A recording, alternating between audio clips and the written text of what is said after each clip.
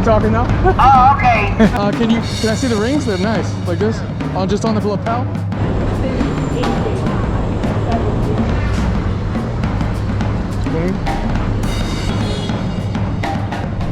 I'm doing another one. You do another one? Better in about 5 minutes. I actually like the pattern. It's like an empty canvas. What's it gonna be, you know? What's going on, guys? Stock Easy here, and today I want to talk about something that I probably should have talked about a long time ago, and I don't understand how I haven't made this video yet, but here we are now. Without getting too preachy, I want to talk to you guys about a couple of tips and maneuvers that I use when I'm photographing people in the streets asking for portraits. And I'm gonna go from like a kind of beginner level on some things that you should think about when you first start asking people for portraits, and then I'm gonna talk about some more advanced methods that I use when I'm out photographing people in the streets. These things have helped me, and I think about this often. I think about my approach when I talk to people, and hopefully this will help you guys the next time you're out in the street and you're feeling like the cat's got your tongue and you really want a portrait, but you just can't force yourself to get it. Now, why are we talking about street portraits? This is something that I think a lot of people struggle with, and I hear it all the time whenever I go out and shoot with people, that they just don't feel comfortable yet going up to a stranger and asking them for their portrait.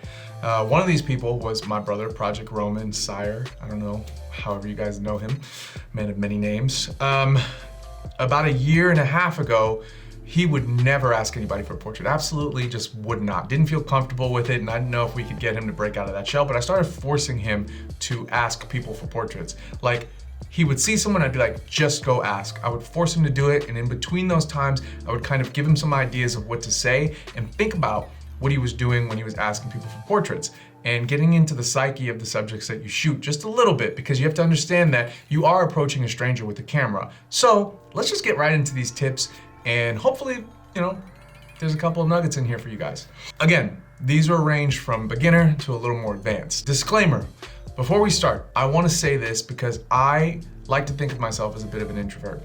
I force myself to be an extrovert in the streets. Now, I don't know if you guys feel that way, but I am not the most outgoing person innately. I've learned that ability from being a New Yorker, from working in fields that I have to deal with a lot of people all the time. I could easily sit at home, eating pizza, crushing Mountain Dews, playing Call of Duty for years on end, but there are things that I want in life. So I force myself out to get after them. So the first thing that I want to say as a disclaimer is to consider who you are in these scenarios and consider your mood.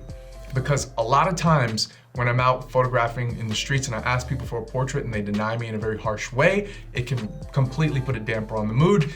And the reverse effect, when you get a great photo, immediately as you're outside shooting, that can just make you feel like you can't miss. So consider your mood. It's something that I take into account a lot. When I walk outside with my camera, I'm like, how am I feeling today? Am I vulnerable? Do I feel a bit naked out here? Do I feel like everybody's looking at me? And then what can I do to reverse that?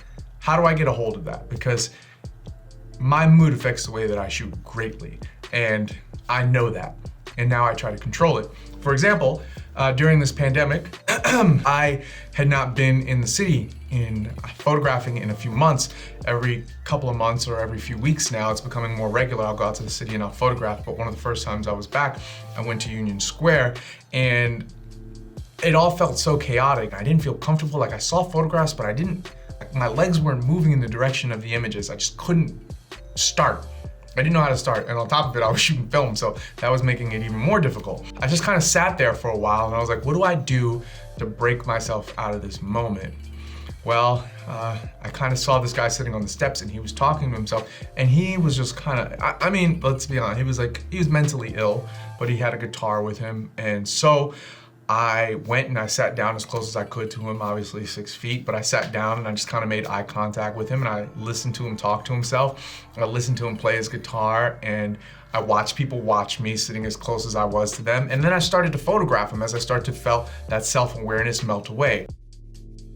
And through me photographing him, all of that stuff just kind of fell to the wayside. But I put myself in a situation that felt like it would be uncomfortable, almost like getting closer to the fire until it warmed me up. And I was like, you know what? Okay, we're back. So that's the disclaimer. I know it's a little long-winded, but take into account how you feel. Every day is not a day to ask people for street portraits. If you're just not feeling up to it, don't do it, because it'll ruin your day of photographing. If somebody wants to be an asshole, or if they say no to you, sometimes it just ruins the day. That's all I gotta say. This brings me to my first tip. If you don't ask people for portraits all the time, don't shoot for the moon. What do I mean by that? I mean, don't bite on more than you can chew, right? There are easy targets and there are hard targets. And anybody that does a lot of street photography knows exactly what I'm talking about. Easy targets are elderly people, children, street performers, people wearing crazy costumes in the street, super stylish people, people that look like they're begging to have their photographs taken. These are the people that you need to cut your teeth with.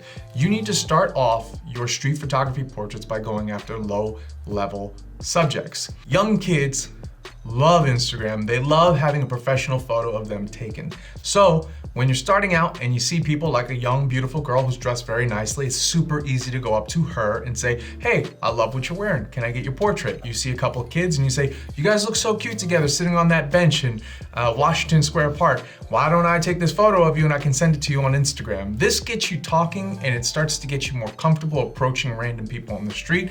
And you will soon find out that most people are flattered that you even asked, and they feel some sense of validation that whatever it is they're doing that day must be working because you approached them and asked them for a photograph. Don't let yourself get caught up in psyching yourself out of a portrait, just like I do sometimes, whereas I see someone and somehow the scenario plays out in my head where I'm harassing them by asking them for a photograph because everybody's asking them for a photograph. It's so clear that they're sick of people asking them. In no reality is that happening. Yes, the person at the park feeding pigeons is probably getting photographed all the time, but most people just walking down the street looking nice and cool are not having photographers just come to them in droves and photograph them. So tip number one is start off with very low level subjects. One thing that you should be doing is constantly testing your stay time. Maybe there's a better way that I can say that, but stay longer, right? When you start off, just get the photograph. But the more you do it, the more you need to start staying longer. And this entry level of subjects is a good place to start building that muscle. Start asking them if you can pose them, you know? Start telling them what it is that you want. Go from taking 1 to taking 6 photos. Keep working the angles. And I guarantee you, if you send people really great photos and they love them, you're gonna start feeling more confident about your ability to approach a subject and then give them something useful. That's just the start.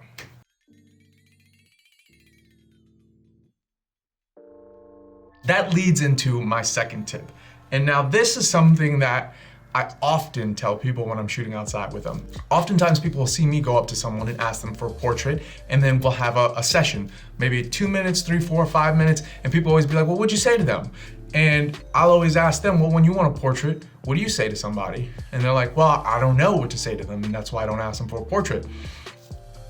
Always know why you want someone's portrait, because they're gonna ask you. So when I see a subject, the first thing that crossed my mind is, why do I want their photograph? Because they're gonna ask me and it's gonna be super awkward if I don't have an answer. So that could be a wide range of things. It could be like, well, to be honest, your hat is red and your glasses are red and the combination of the two look really cool. That's a very easy thing to say to people. That also, it works often, but it's very superficial. Sometimes you gotta get a little bit deeper, and the deeper you get with people, the easier it is to get these portraits.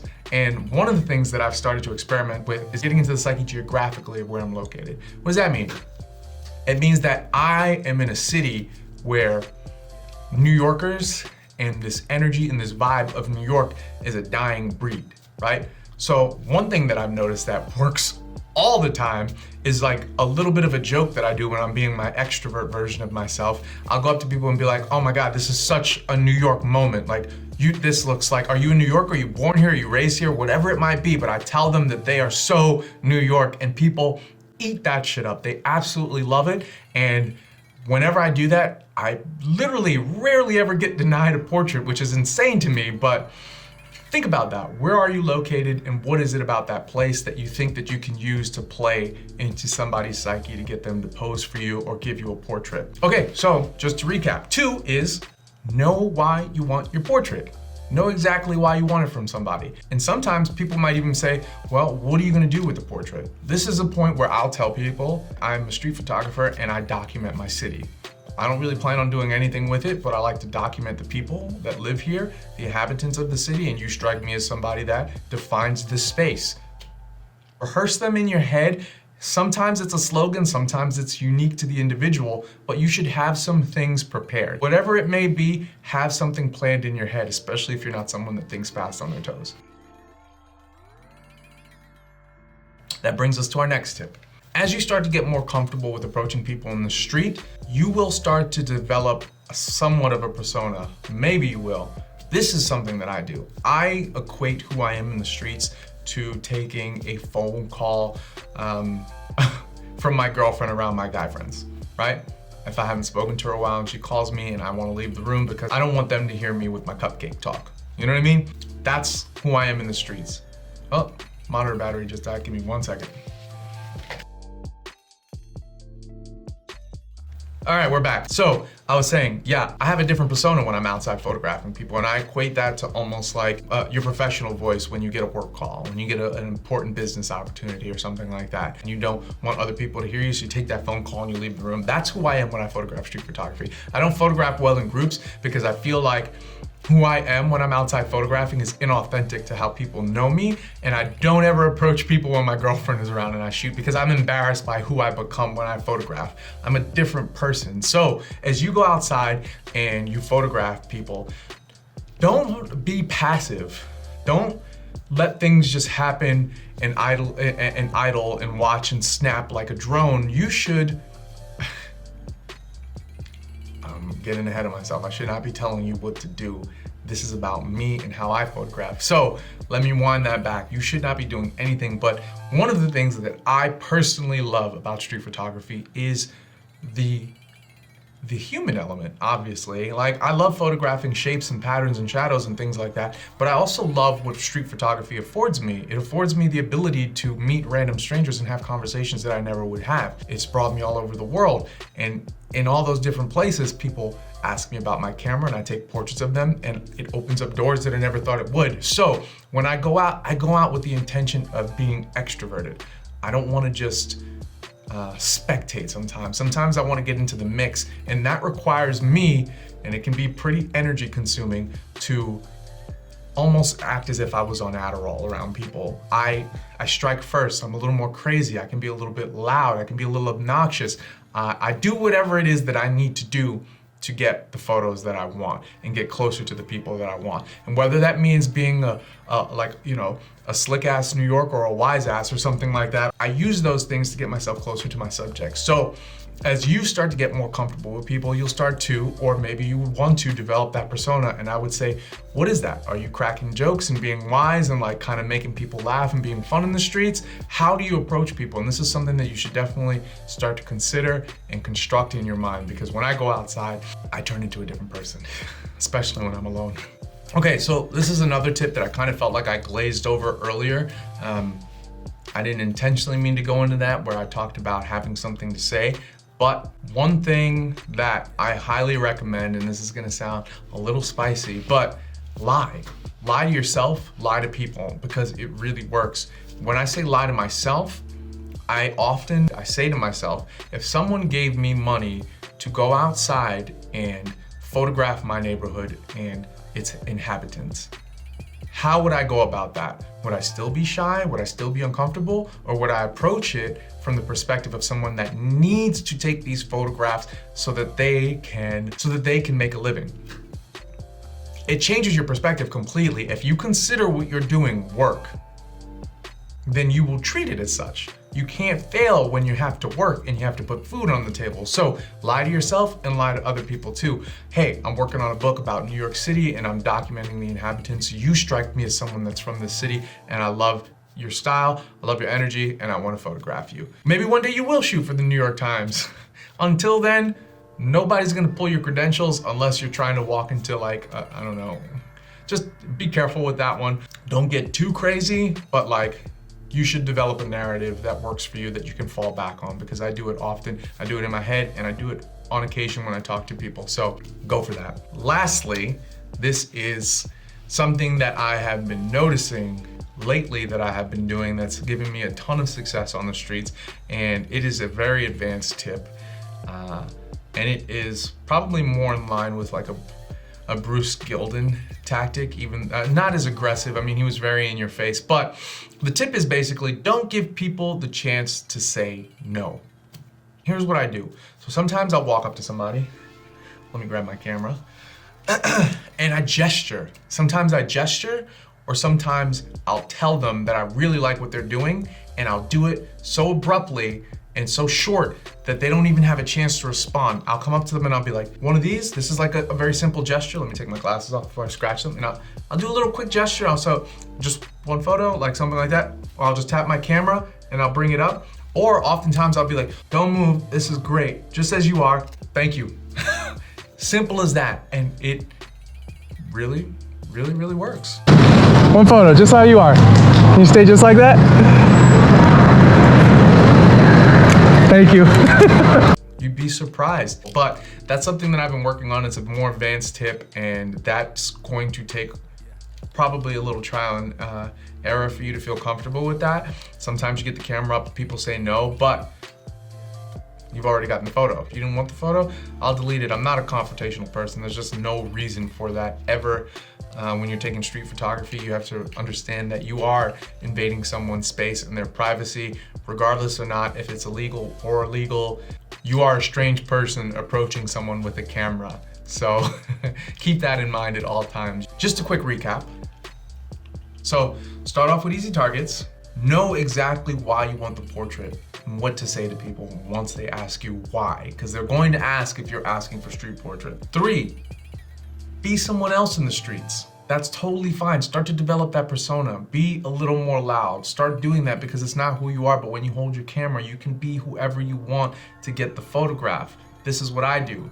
You should give it a shot. It's a little difficult, but I guarantee you, if you just think of your camera as a mask. You're putting on a mask and you're becoming a new character when you hit those streets. You always wanted to be Bruce Gilden, you wanted to be Henry Cartier-Bresson. Go be them. You can be whoever you want in the streets. And tip number 4, lie.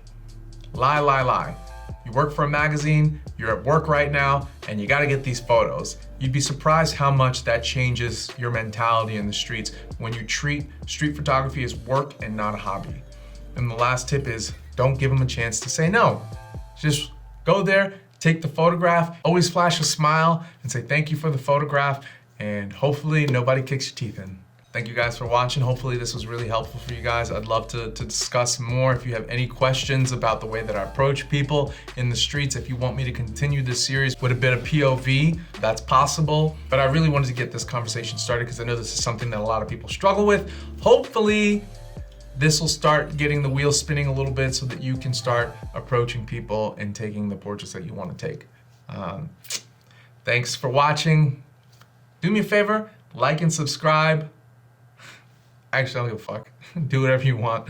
Peace.